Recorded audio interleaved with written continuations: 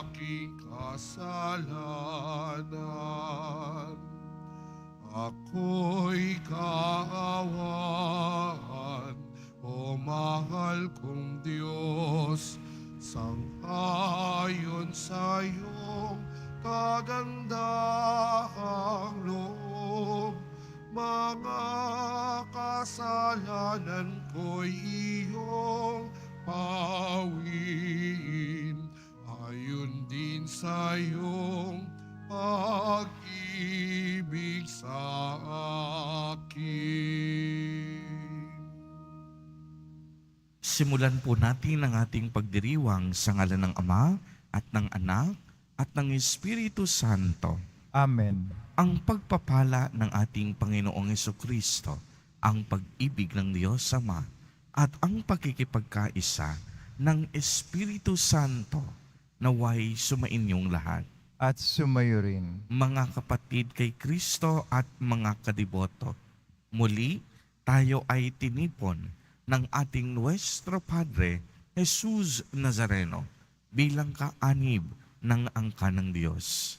Tinipon niya tayong lahat sapagkat mahal niya tayo. Kaya dumulog po tayo sa ating maawaing Panginoon na nagpapatawad ng lubos. Inaamin ko sa makapangyarihang Diyos At sa inyo, mga kapatid, na lubhak nagkasala sa isip, sa salita, sa gawa, at sa aking pagkukulang. Kaya isinasamo ko sa mahal na Birheng Maria, sa lahat ng mga anghel at mga banal, at sa inyo, mga kapatid, na ako'y ipanalangin sa Panginoong ating Diyos. Kaawaan tayo ng makapangyarihang Diyos. Patawarin tayo sa ating mga kasalanan at patnubayan tayo sa buhay na walang hanggan. Amen. Panginoon, kaawaan mo kami. Panginoon, kaawaan mo kami. Kristo, kaawaan mo kami. Kristo, kaawaan mo kami. Panginoon, kaawaan mo kami. Panginoon, kaawaan mo kami. Manalangin tayo. Ama naming makapangyarihan, itaguyod mo ang aming kalooban, pakundangan na sa iyong pagmamahal, sapagkat hindi ka namin mabibigyang kasiyahan kapag kami ay hindi mo kinakatigan. Sa pamamagitan ni Jesucristo, kasama ng Espiritu Santo, magpa sa walang hanggan. Amen. Magsipo muna ang lahat.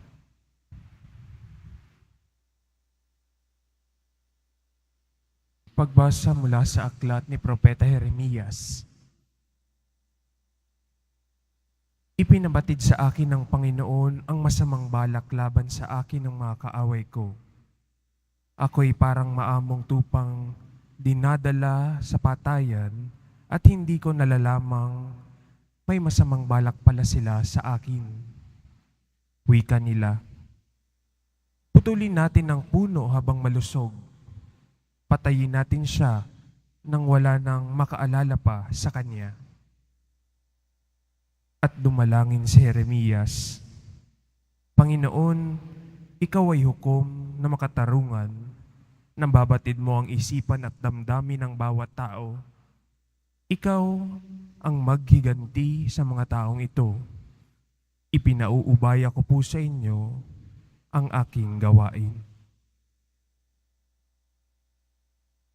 Ang salita ng Diyos. Salamat sa Diyos.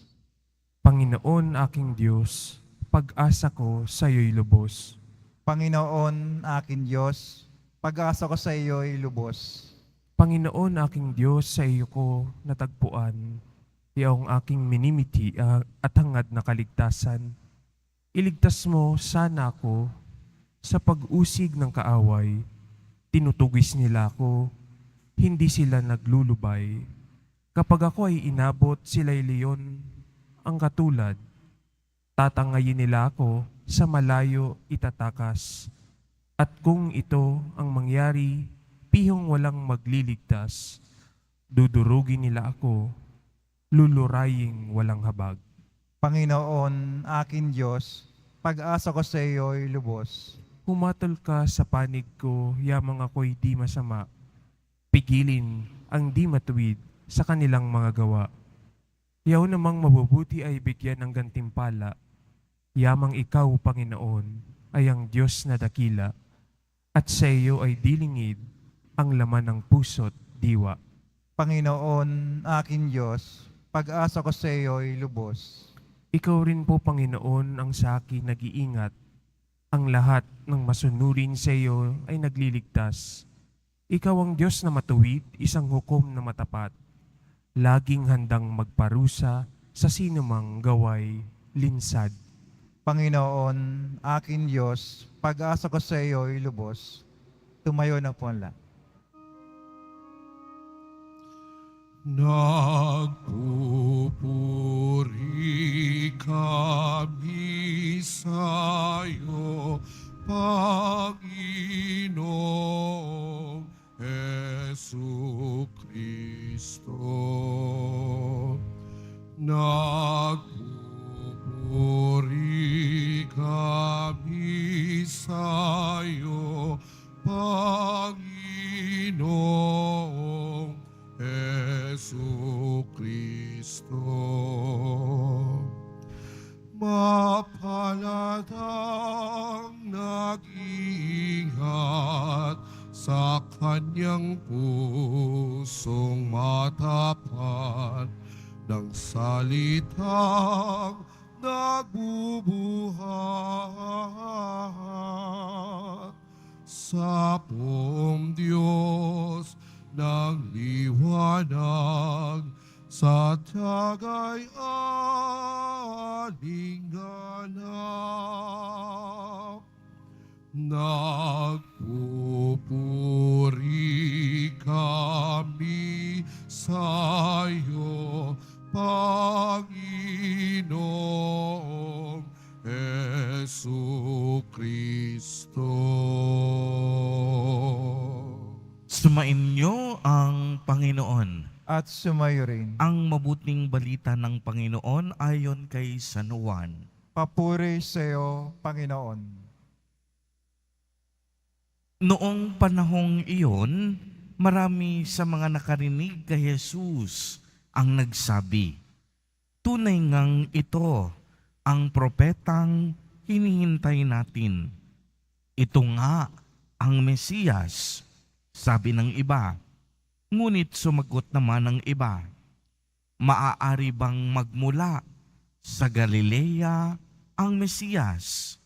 Hindi ba sinabi ng kasulatan na magmumula ang Mesiyas sa lipi ni David at sa Bethlehem na bayan ni David ipanganganak? Magkakaiba ang palagay ng mga tao tungkol sa kanya. Ibig ng ilan, nadakpin siya, ngunit wala namang nangahas, humuli sa kanya." Ang mga kawal na bantay sa templo ay nagbalik sa mga punong saserdote at sa mga pariseyo. "Bakit hindi ninyo siya dinala rito?" tanong nila sa mga bantay. Sumagot sila, "Wala pa pong nagsalita ng gaya niyan. Kayo man ba'y nalinlang din?" tanong ng mga pariseyo. "Mayroon bang pinuno o pariseyong naniniwala sa kanya? Wala. Mga tao lamang na walang nalalaman sa kasulatan ang naniniwala sa kanya, mga sinumpa." Isa sa mga naroon ay si Nicodemo, na nagsadya kay Jesus noong una.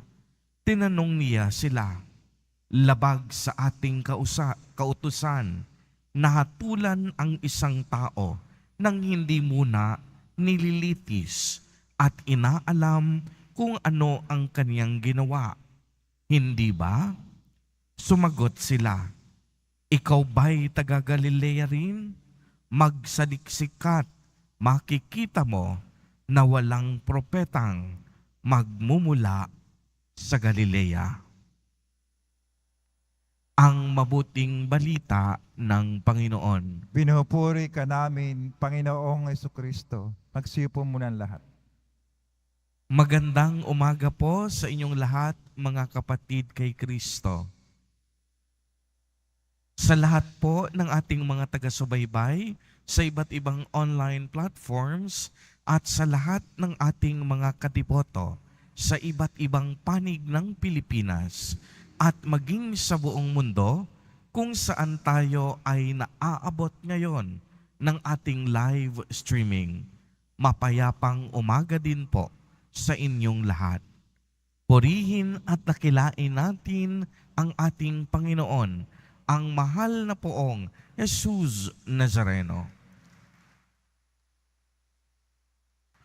Mga kapatid kay Kristo at mga kadiboto, malugod po namin kayong tinatanggap sa Basilica Minor at Pambansang Dambana ni Jesus Nazareno. Kagaya po ng aking nasabi nung nakaraan, habang tayo'y papalapit na sa mahal na araw, ay patuloy na umiinit ang tensyon at diskurso ukol sa ating mahal na poong Jesus Nazareno. Ang mga tao nagkakaroon ng iba't ibang kuro-kuro at pananaw tungkol sa pagkatao ni Jesus Nazareno. Tila baga nahahati ang mga tao. May mga taong naniniwala na tunay ngang si Jesus Nazareno ay ang Mesiyas. Tunay ngang si Jesus Nazareno ang tagapagligtas. Ngunit may mga ilan hindi pa rin tinatanggap si Jesus Nazareno. Nagtataka sila, nagugulat sila. Mayroon bang matuwid na manggagaling mula sa bayan ng Nazareth, Galilea? Para sa kanila, ang isang Mesiyas ay dapat isang hari. Isang haring nakaluklok sa trono. Isang haring nasa palasyo. Isang haring makapangyarihan sa lipunan. Ngunit sadyang ang pag-iisip ng Diyos ay hindi ang pag-iisip ng tao. Kaya pinili ng Diyos Ama nang isugo si Jesus Nazareno magmula sa isang simpleng bayan, magmula sa isang simpleng magulang. Isinilang si Jesus Nazareno, hindi taglay ang anumang kayamanan sa mundo. Walang palasyo, walang mga alipin, walang mariringal na karangyaan. Sinilang na simple at payak upang iparamdam ng Diyos na kapiling natin siya, upang iparamdam sa atin na hindi mahirap abutin ang Diyos. Subalit ang mga tao, sa imbis na tanggapin si Jesus Nazareno, ay patuloy siyang nililibak at kinukutya. Lalong-lalo na kung mapapansin ninyo, kung sino pang nag-aral at dalubhasa sa mga batas, sila pa ang unang hindi tumanggap kay Jesus Nazareno. Pagmasdan ninyo, ang mga Pariseyo, ang mga Hudyo, nais pang hulihin si Jesus Nazareno. Hanggang sa kahuli-hulihan, naging matigas ang kanilang mga puso. Hanggang sa kahuli-hulihan, ang kanilang ipinamalas ay ang kanilang pagmamalaki at ang pagtingin sa kanilang mga sarili. Mga kapatid kay Kristo at mga kadiboto, dumadating din po sa ating buhay na tila baga tayo ay malilito sa maraming desisyon na dapat nating kaharapin sa ating buhay. Darating sa punto na tila baga ang hirap malaman kung ano ang totoo. Darating sa punto ng ating buhay na tayo'y makakaramdam ng sari-saring agam-agam o pagkalito. Kapag dumating ang ganong panahon, isa lang ang itinuturo sa atin. Mas pag-ibayuhin natin ang ating panalangin. Ganito yung nangyari sa ating unang pagbasa kay Propeta Jeremias. Maraming tao ang masama ang tingin sa kanya. Maraming kaaway, may masamang balak sa kanya. Ganito rin ang buhay ni Jesus Nazareno. Maraming tao nagsisimula ng pagtangkaan ang kaniyang buhay. Ngunit anong ginawa ni Propeta Jeremias sa unang pagbasa? Wala siyang ginawa kung hindi dumalangin. At ito ang kanyang sinabi, Panginoon, ikaw ay hukom na makatarungan. Nababatid mo ang isipan at damdamin ng bawat tao. Ikaw ang maghiganti sa mga taong ito. Ipinapaubaya ko po sa iyo ang aking gawain. Mga kapatid kay Kristo at mga kadiboto, kung tayo'y nakakaranas ng mga pag-uusig sa buhay, ng mga pagkalito, at may mga taong may masamang balak laban sa atin, ipanalangin at ipagpaubaya natin sila sa Diyos. Sa mga susunod na araw, ang mga sa ating ebanghelyo, ipagpapaubaya ni Jesus Nazareno ang kaniyang sarili sa pamamagitan ng paglilitis sa harap ng mga punong Romano, sa harap ng mga Hudyo, sa harap ng mga tao.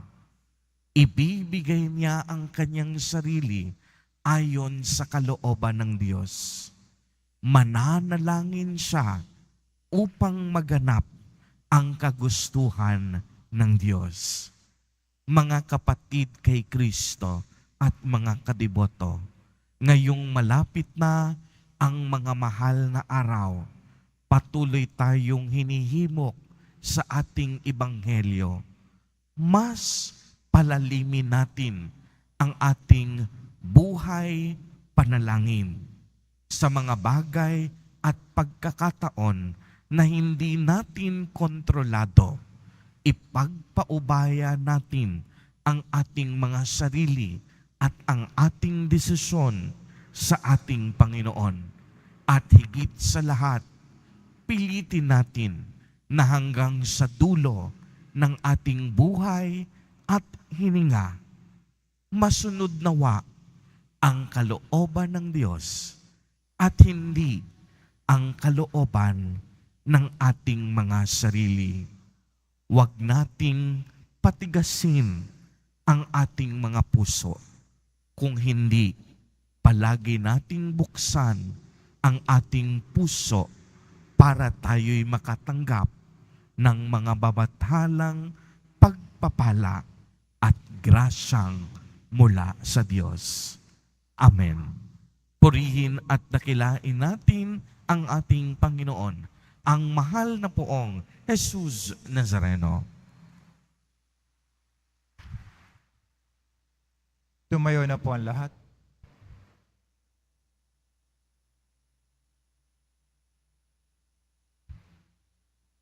Minamahal kong mga kapatid, habang inaalala natin ang hindi pagtanggap sa tagapagligtas na nagpakasakit para sa ating kapakanan, hilingin natin ang pananampalataya ng isang Ama upang maihatid natin sa iba ang mensahe ni Kristo.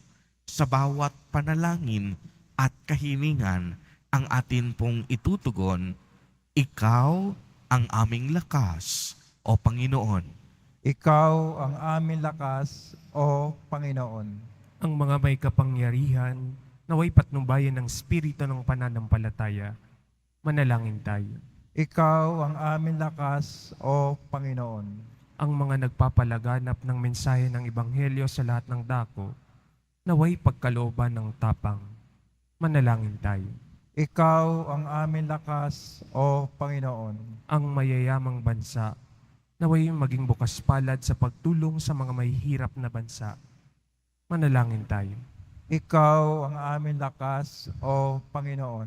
Ang mga may sakit, mga bilanggo, mga matatanda, at mga may kapansanan, naway palakasin ng mga nakakapagpaginhawang salita ng Diyos. Manalangin tayo. Ikaw ang aming lakas, O Panginoon. Ama ng lahat, isinugo mo ang iyong bugtong na anak upang kami ay higit na ilapit sa iyo. Patnubayan mo kami sa aming misyon na palaganapin ang aming pananampalataya. Hinihiling namin ito sa pamamagitan ni Jesus Nazareno na aming Panginoon. Amen. Magsiyo po muna lahat.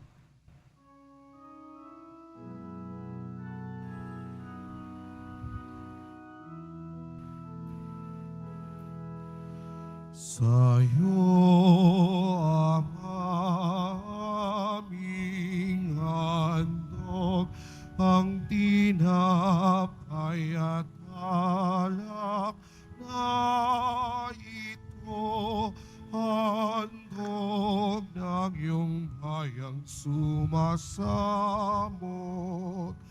humihingi ng patawad mo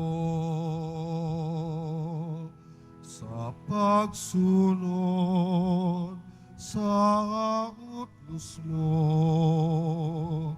Nalulugod akong labis, di masukat ang galak ko, pagkat aking iniibig.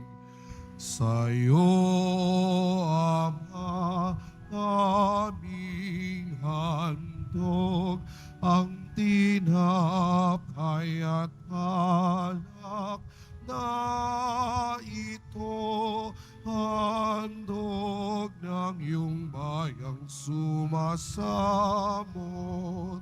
humihingi ng patawad mo. Tumayo na po ang lahat. Manalangin kayo mga kapatid upang ang paghahain natin ay kalugdan ng Diyos amang makapangyarihan. Tanggapin nawa ng Panginoon itong paghahain sa iyong mga kamay, sa kapurihan niya at karangalan, sa ating kapakinabangan at sa buong sambayan niyang banal. Ama naming lumikha, malugod mong pagtanggap sa aming mga alay, ang aming kaloobang nahirati sa pagsuway, ay mapanlihod nawang sumunod sa iyo sa pamamagitan ni Jesucristo, kasama ng Espiritu Santo, magpa sa walang hanggan. Amen. Sumainyo ang Panginoon. At sumayo rin. Itaas sa Diyos ang inyong puso at diwa. Tinaas na namin sa Panginoon. Pasalamatan natin ang Panginoong ating Diyos. Marapat na siya ay pasalamatan. Ama naming makapangyarihan, tunay ngang marapat na ikaw ay aming pasalamatan sa pamamagitan ni Jesucristo na aming Panginoon. Sa aming kusang pagtitiis ng hirap, tinutulungan mong aming maitumpak ang kinamihas ng pagsalungat sa pananagutang iyong iniatas sa aming pagtulad sa anak mong mahal na nagpakasakit para sa tanan. Ang pagsisikap namin iyong kinalulugdan at ang pagpapakabuti namin iyong ikinararangal. Kaya kaisa ng mga anghel na nagsisiawit ng papuri sa iyo nang walang humpay sa kalangitan, kami nagbubunyi sa iyong kadakilaan. Santo, Santo, Santo, Panginoon Diyos na mga hukbo, napupuno ang langit at lupa ng kadakilaan mo, o sana sa kaitaasan. Pinagpala na paririto sa ngalan ng Panginoon, o sana sa kaitaasan. Magsilod po ang lahat. Ama naming banal, ikaw ang bukal ng tanang kabanalan. Kaya't sa pamamagitan ng iyong Espiritu, ay gawin mo pong banal ang mga kaloob na ito upang para sa amin ay maging katawan at dugo ng aming Panginoong Hesukristo. Bago niya pinagtiisang kusang loob na maging handog, hinawakan niya ang tinapay, pinasalamatan kaniya, pinagati-hati niya iyon, iniabot sa kaniyang mga alagad at sinabi, "Tanggapin ninyong lahat ito at kanin. Ito ang aking katawan na ihahandog para sa inyo."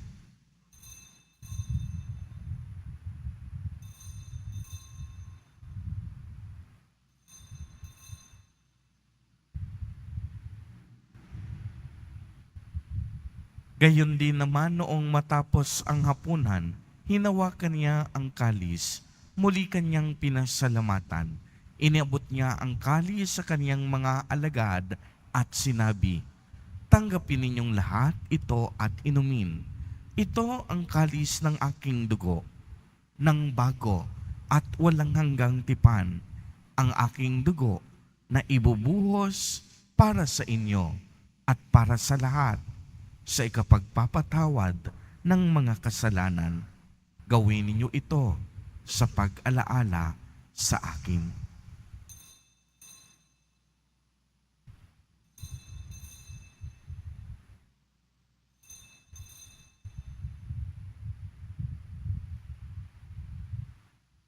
Tumayo na po ang lahat. Ipagbunyi natin ang misteryo ng pananampalataya. Si Kristo'y namatay, si Kristo'y nabuhay, si Kristo'y babalik sa wakas ng panahon. Ama, ginagawa po namin ngayon ang pag-alaala sa pagkamatay at muling pagkabuhay ng iyong anak. Kaya't iniaalay namin sa iyo ang tinapay na nagbibigay buhay at ang kalis na nagkakaloob ng kaligtasan. Kami po'y nagpapasalamat dahil kami iyong minarapat na tumayo sa harap mo para maglingkod sa iyo. Isinasamo namin na kaming magsasalo-salo sa katawan at dugo ni Kristo ay mabuklod sa pagkakaisa sa pamamagitan ng Espiritu Santo. Ama, linghapin mo ang iyong simbahang laganap sa buong daigdig. Puspusin mo kami sa pag-ibig kaisa ni Francisco na aming Santo Papa at ni Jose na aming Obispo at ng Tanang Kaparian.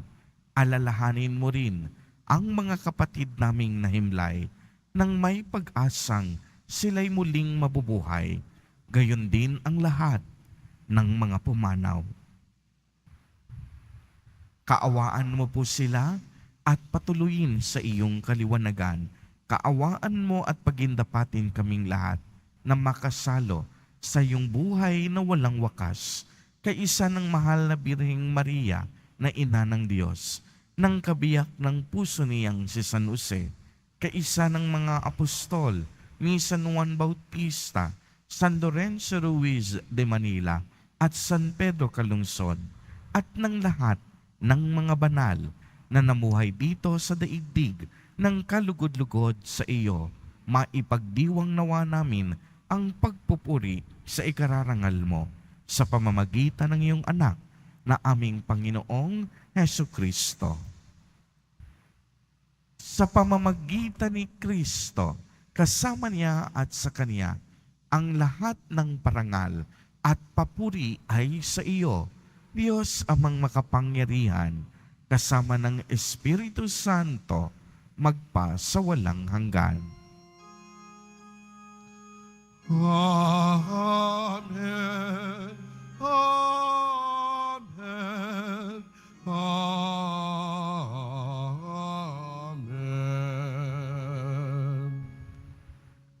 sa tagubilin ng mga nakagagaling na utos at turo ni Jesus na Panginoon natin at Diyos, ipahayag po natin ng lakas loob.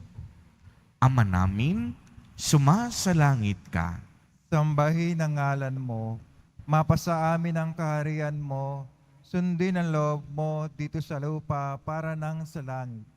Bigyan mo kami ngayon ng aming kakanin sa araw-araw at patawarin mo kami sa aming mga sala para ng pagkapatawad namin sa nagkakasala sa amin at huwag mo kami pahintulot sa tukso at yadya mo kami sa lahat ng masama. Hinihiling namin na kami iadya sa lahat ng masama, pagkalooban ng kapayapaan araw-araw, iligtas sa kasalanan at ilayo sa lahat ng kapahamakan, samantalang aming pinananabikan ang dakilang araw ng pagpapahayag ng tagapagligtas naming si Hesu Kristo. Sapagkat iyo ang kaharian at ang kapangyarihan, ang kapurihan magpakailanman. Amen. Panginoong Hesu Kristo, sinabi mo sa iyong mga apostol, kapayapaan ang iniiwan ko sa inyo, ang aking kapayapaan ang ibinibigay ko sa inyo. Tunghayan mo ang aming pananampalataya at huwag ang napakarami at paulit-ulit naming pagkakasala. Pagkalooban mo po kami ng kapayapaan at pagkakaisa ayon sa iyong kalooban, kasama ng Espiritu Santo, magpa sa walang hanggan. Amen. Ang kapayapaan ng Panginoon ay laging sumainyo. At sumayo rin. Magbigayan po tayo ng kapayapaan sa isa't isa. Kordero ng Diyos na nag-aalis ng mga kasalanan ng sanlibutan, maawa ka sa amin. Kordero ng Diyos na nag-aalis ng mga kasalanan ng sanlibutan, maawa ka sa amin. Kordero ng Diyos na nag-aalis ng mga kasalanan ng sanlibutan, ipagkaloob mo sa amin ang kapayapaan. Magsilod po ang lahat. Mga kapatid kay Kristo at mga kadiboto, narito ang ating Nuestro Padre, Jesus Nazareno. Lumapit po tayo sa Kanya at magbalik loob. Siya ang kordero ng Diyos. Siya ang nag-aalis ng mga kasalanan ng sanlibutan. Mapapalad po tayo na inaanyayahan sa Kaniyang piging. Panginoon, hindi ako karapat-dapat na magpatuloy sa iyo, ngunit sa isang salita mo lamang ay gagaling na ako. Ipagsanggalang nawa tayo ng katawan at dugo ni Kristo para sa buhay na walang hanggan. Amen.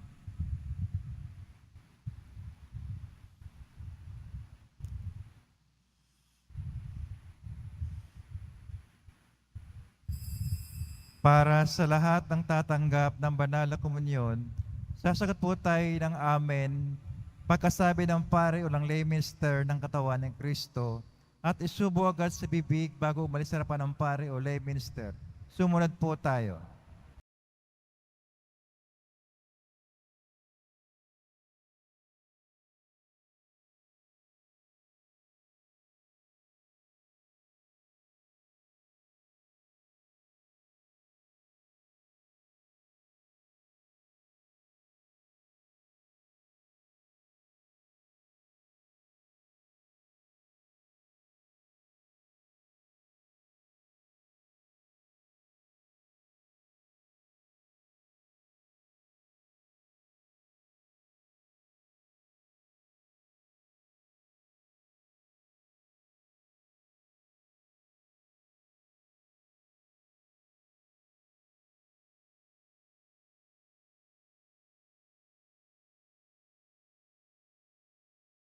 Langin tayo. Ama naming mapagmahal, kami naway gawing dalisay ng banal na pakikinabang na nagpapagindapat na kami kalugdan mo sa pamamagitan ni Hesu Kristo kasama ng Espiritu Santo magpa sa walang hanggan. Amen. Sumainyo ang Panginoon. at sumayo rin. Pagbabasbas. Mahal na poong Jesus Nazareno, inihayag mo sa pamamagitan ng krus ang walang maliw na pag-ibig ng Diyos sa sangkatauhan. Pakinggan mo ang kahilingan ng iyong angkan na nagsusumamo sa iyo. Makamtanawa nila ang iyong katugunan at tanggapin ang kasagutan na may utang na loob na tinatanaw. Basbasan din po ninyo ang mga daladala nilang mga imahen at dasalan. Sa pamamagitan ng bendisyon na ito, naway maalala nila ang mga pangako nila noon sa binyag na ikaw ang kanilang iibigin at paglilingkuran bilang Panginoon magpa sa walang hanggan. Amen. At pagpalain po kayong lahat at ng inyong buong pamilya ng makapangyarihang Diyos, Ama, Anak, at Espiritu Santo. Amen. Humayo kayong taglay ang pag-ibig at kapayapaan ng poong Jesus Nazareno. Salamat sa Diyos.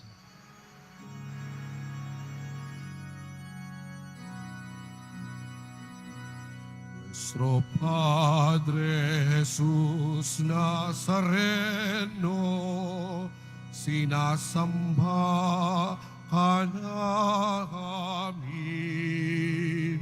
pinipintuho ka namin, aral mo ang aming buhay at kaligtasan. Nuestro Padre Jesús Nazareno, iligtas mo kami sa kasalanan.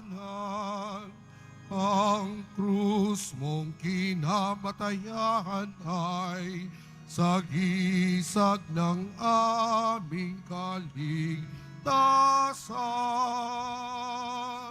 Nuestro Padre Jesús Nazareno, dinarangal ka namin.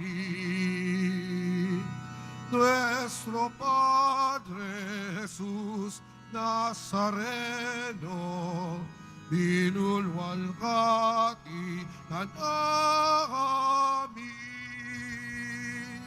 Nuestro Padre Jesús Nazareno, dinarangal ka namin.